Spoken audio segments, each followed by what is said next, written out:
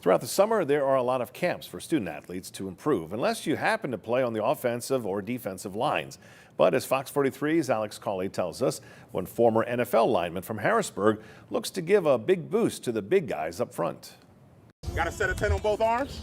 All right, let me see it. While lots of people broke out the sunblock with the return of nicer weather, there was a different kind of blocking going on at the return of the Big Man Classic.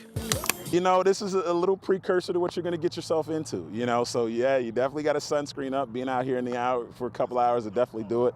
But it's a great opportunity for these guys to learn, compete. Harrisburg native Jaimie Thomas's annual camp for linemen gives those in the trenches a rare chance where the focus is solely on them. 7-on-7, there's they have the teams and there's nationals and all that going on. For big guys, there's really not a lot we can do. And that message has spread across the region as this year's Classic brings campers from 6 states. There's a competition from Maryland and Virginia, and there's a bunch of new faces, and it's good to see and gauge where you're at. Now I bring in guys from the region. You get to see what the other competition's like and get to see other guys work. The former Maryland standout and Colts draft pick knows that technique can only get you so far and hopes these young linemen also take away some lessons that can help on and off the gridiron. I played with Peyton Manning, a guy who could have had the biggest ego in the room because he had the name and success that he did, but he was one of the most humble guys in the building. So if a guy like that can be humble, why should we be any different? Cumberland Valley's Tyler Merill knows the Big Man Classic is part of building confidence that led him to receive 7 Division I scholarships